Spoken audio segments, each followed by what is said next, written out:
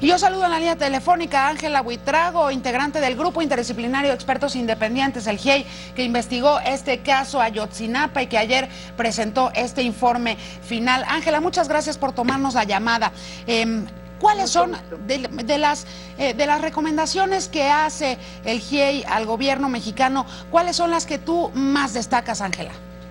Bueno, yo creo que se generan una selección de 22 recomendaciones fundamentales a raíz de la práctica y del conocimiento del caso de los 43 desaparecidos. Y yo creería que las fundamentales es garantizar autonomía e independencia del órgano investigador y de los servicios periciales. Destacaría también el manejo adecuado de los presuntos inculpados y la prohibición o el rechazo absoluto de que la confesión sea plena prueba en un sistema procesal como el mexicano, que igualmente se requiera la confrontación cuando hay alguna clase de aceptación de cargos con otros materiales probatorios, y que efectivamente tendríamos que trabajar sobre la base de menos formalismo y más sustancia en términos del funcionamiento del sistema mexicano. Creo que las recomendaciones judiciales estarían ahí, pero hay otro gran grupo de recomendaciones en términos fundamental del manejo a la víctima, del acceso a la justicia real, no formal, sino real, porque aquí hemos visto que no hay acceso a la justicia en algunos casos en particular, una investigación totalmente secreta, digámoslo todavía, en términos de crimen organizado que discute mucho el sistema latinoamericano y americano en términos de garantías, y sobre esos elementos el acceso real y el acompañamiento a víctima como requisito para la reparación y la reintegración y restablecimiento del derecho de la víctima en particular. Ángela, uno de los puntos sustanciales del informe presentado el día de ayer, por supuesto recuperado por la mayoría de los medios en nuestro país y los internacionales, pasa por el tema de la tortura. Sí, correcto. Nosotros hicimos una revisión exhaustiva de todos los exámenes médicos que se tenían dentro de la investigación, y se contó también con la participación de un grupo noruego especializado en el término de análisis de esta clase de eventos para que se hiciera la evaluación correspondiente y tuviéramos, digamos, el dictamen final de ellos frente a este elemento que inicialmente estudió el grupo independiente, y llegamos a la conclusión de que hubo 17, por lo menos 17 casos estudiados, en particular sobre la documentación que se allegó, que presentaban malos tratos de manera, digamos, superlativa, se incrementan a medida que van pasando por diferentes partes, y sobre esos supuestos empezamos con un punto de análisis que fue el momento de la detención. ¿Qué heridas tenía el sujeto o el presunto inculpado en el momento en que se detiene? Y de ahí empezamos a ver cómo todas estas heridas se multiplican en la mayoría de los casos, pero además de manera grave en algunos casos en particular, y efectivamente se verifican daños muy fuertes.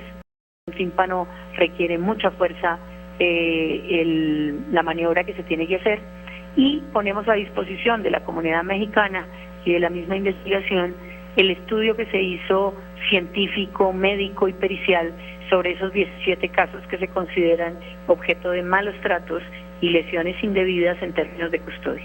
Ángela, México es solo después de Afganistán el segundo productor de amapola y goma de opio en el mundo. Eso, por supuesto, documentado por las autoridades pertinentes a nivel internacional. Guerrero es la joya de la corona en la siembra y producción de esta otra droga, la amapola. Decían ayer en las conclusiones que entregaron en el informe del GIEI que debía insistirse en el tema del quinto camión y el papel que jugó el tráfico de drogas en esta tragedia. A ver, es claro que cuando hay una organización criminal y esta organización criminal pertenece a ese sector de tráfico de estupefacientes, pues lo primero que uno necesita investigar es cuál es el núcleo de movimiento de este grupo organizado, porque además también así usted puede tomar las medidas correspondientes para decidir qué restricciones, qué decisiones o qué medidas se van a tomar con respecto a manejos de dineros, a circulación de cooptación en funcionarios, etcétera, etcétera. Y aquí vemos que en la investigación, a pesar de que la mayoría de personas se autodenominan de Guerreros Unidos y después terminan diciendo que Guerreros Unidos es una organización que trafica, compra y expende droga, no hay ninguna referencia en el expediente a estos hechos que podrían también ser significativos de las permisiones de determinadas autoridades en esas zonas. Y creo que en una investigación de esta naturaleza nosotros hemos echado mucho de menos el análisis en contexto, que es obligatorio dentro de una investigación de esta naturaleza, que implicaría analizar todos esos temas, tener claro cuál fue la razón, el motivo y efectivamente en qué incidió, por ejemplo, el tema de la pertenencia a una organización como estas, ese ataque o esas personas, o quiénes pueden responder de esa organización también, y quiénes están transversalizados en esa organización como autoridades públicas. Creo que eso es un punto que en nuestro segundo informe reiteramos de manera amplia. Por último, Ángela, una de las principales misiones de la participación del GIEI en nuestro país era la búsqueda de normalistas. Evidentemente no se les ha encontrado hasta el momento, no se les ha encontrado ni vivos ni muertos, pero ¿cuáles son las pistas con las que tú te vas tras estos prácticamente un año de trabajos aquí en nuestro país? ¿Estarán vivos los normalistas, Ángela? Mira, yo no puedo decir si están vivos o muertos porque no tengo prueba, salvo la de Alexander Mora, de que está fallecido. Los demás están en condición de desaparecidos.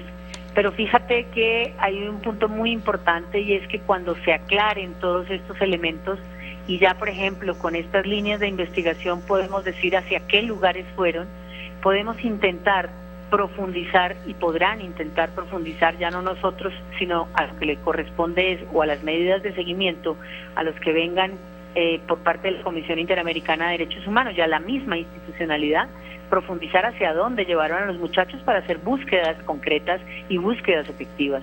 El problema no es que nosotros hubiésemos recibido el mandato para buscar a los muchachos. La búsqueda de los muchachos era una consecuencia de una medida cautelar, pero nosotros creo que la mayor función de la búsqueda y la obligación de investigación está en la institucionalidad mexicana. El grupo de expertos era coadyuvante en una investigación, pero el tema en particular de si encontramos o no a los muchachos creo que es también parte de una investigación que no llegó a donde tenía que llegar, de una investigación que no empezó por donde tenía que empezar y de una investigación que dio por ciertas cosas que nosotros hoy consideramos no podían haberse dado por ciertas. Te agradezco muchísimo estos minutos para Titulares de la Tarde. Ángela Buitrago, integrante del grupo de expertos interdisciplinario de expertos independientes. Muchas gracias. No, a ti, muchas gracias. Feliz tarde. Muy buenas tardes. Y en unos minutos estaré hablando con el subprocurador de la PGR, Eber Betanzos, justamente sobre este mismo tema. Te invitamos a seguir cuestionando la información con los siguientes videos.